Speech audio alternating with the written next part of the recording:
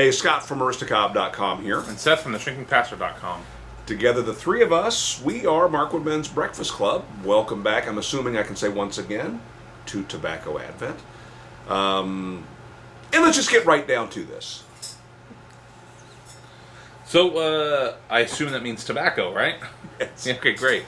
I think I got that line wrong. That was supposed to be Philip DeFranco. And let's just do this. Let's just get right down to this. No, that's still wrong. And let's just jump into it. Let's just jump into it. There you go. That was it. Let's just jump into it. So this is one of those occasions where we're getting close to the end of the supply of tobacco that we've already received. There are some folks that are sending us tobacco still. There are some videos that have been sent to us, but we don't have their tobacco. There are people who have sent us tobacco that we don't have videos. This is one of those cases, and so we have to record this to get it stockpiled, and then if we get the video, we'll put that in here. But in this case, the gentleman who is sending us the tobacco is having some computer issues. So there may or may not be his videos in here. So we're going to go ahead and talk about the tobacco and talk about the question. And if you don't hear us, then that's because his video's here. How's that? I probably didn't even need to explain that. Nope. So what we're going to be smoking is from PipeFlea, gentleman named Casey, MacBaren's Cherry Ambrosia. Hey Scott, Seth, and the rest of the Mark Woodman's Breakfast Club. Tonight I'm smoking out of this unknown corn cob, which actually smokes quite well. Some Cherry Ambrosia, which does not smoke quite well. It's obviously my least favorite tobacco, but it is not absolutely horrific. So I'll call it my least favorite smokable tobacco. The tobacco is fine. It burns well. It packs well. But the topping is so over the top that it makes it unenjoyable. I usually only break it out for occasions when I need a good room note. Or I keep it in my truck, so I'll take it and smoke it while I'm fishing or something. It says that it's genuine Jamaica rum and a special cherry flavor have been added. That's the only thing I'm going to read in the tin description because it's all we can taste. It does have quite a nice room note, and that cherry flavor really comes through. It's just not what I'm into. Hope you guys enjoy it a lot more than I do. And Merry Christmas in a few days at least. What is an ambrosia? Well, I know what it is when it's a candy. So what is that? And it's kind of like a flavored.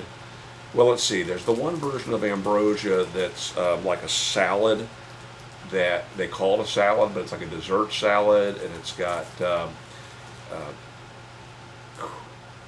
what's whipped into whipped cream and mayonnaise, or whipped cream and cream cheese. It's an odd. Was it one of those that's like like Cool Whip and it's kind of cheese? It's kind of like Waldorf salad. That's one style of ambrosia. Another style of ambrosia is a kind of candy that's made almost like a, what do you call that? Where you whip egg whites and sugar together and then you slowly bake that till it becomes, what is that called? A custard? Or No. This is a candy that kind of crumbles as you eat it. Candy? Melts. Yeah. Dang it. Have I mentioned my brain is misfiring? Like a multicolored? Sometimes they're like look like a Hershey's like Kiss. pastelly? Oh, yes. No, I don't know what that They're is. white. No, I have no idea. You lost. I've made this stuff. Why can't I not think of what it's called? Yeah, maybe you'll think of it later. But more differently, guess what we found? Egg white. Okay. Confection. It's going to say, what about an egg white confection? Guess what we found lying around in our drawer? We thought was empty. Turns out it is not. These are the matches from Nate Campbell. We've got a couple. We are very close to being out. we don't have enough for all of Tobacco Advent, but we've got enough. What? Name an egg white come out sectional. Yeah.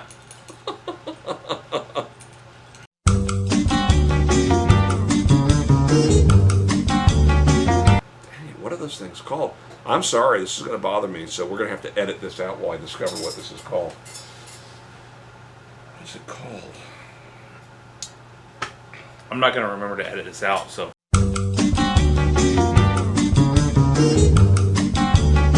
Meringue.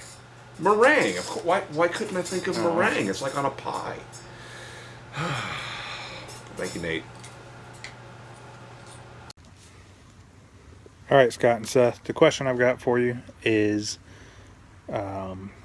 what is your earliest Christmas memory? And this one's kind of complicated for me to answer because I don't know if my memory is actually a memory or a false memory created because we have photographs. But the only Christmas my parents were married, I was 3, about to be 4, and my dad and I got matching Cowboys sweatshirts. He's a huge Cowboys fan.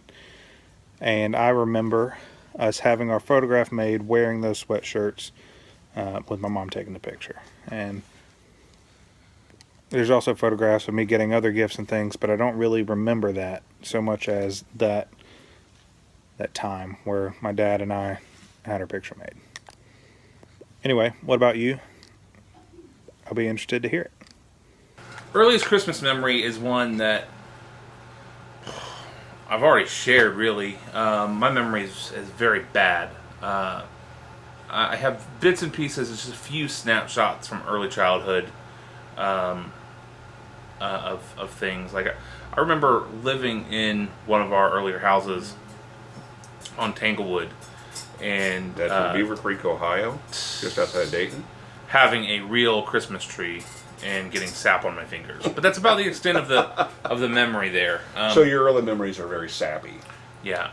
No, I think earliest Christmas memories are either, and honestly I don't know which came first, the BB gun that I've already talked about, or the workbench I've already talked about this year. But receiving both of those gifts, I don't think they happened in the same year, but I don't know which came first. But those are my earliest Christmas memories.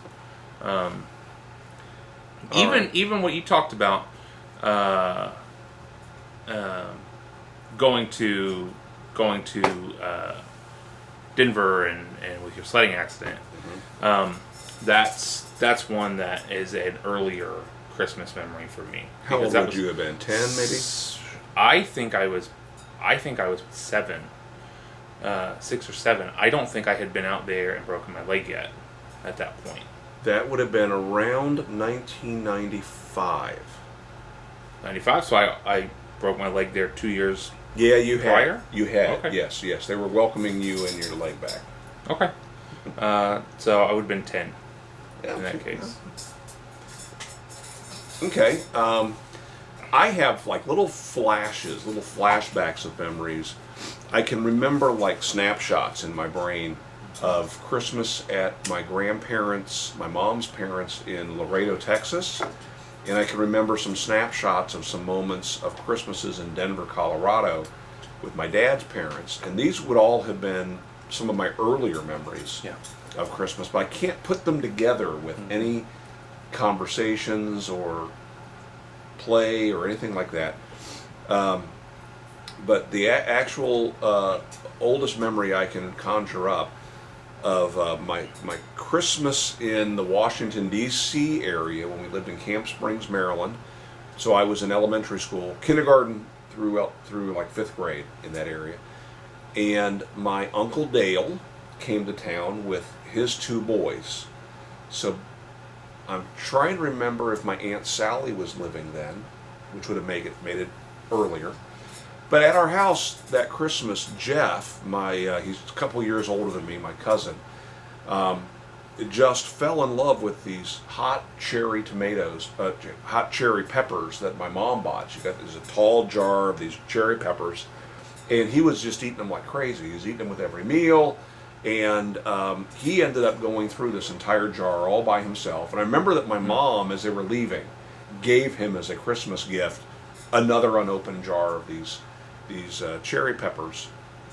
And I also remember very vividly my Uncle Dale calling my dad, his brother, to thank him once again for helping his son ingest all those cherry tomatoes, cherry peppers, which came out in the car on their trip home to back to he was in the Navy, I believe it was, or worked with the Navy. I want to say they were in Newport News. Anyway, that's a really early memory because my mom felt terrible because, you know, it's not that she was encouraging it, but she was by giving him the other jar. I think he even opened it in the car.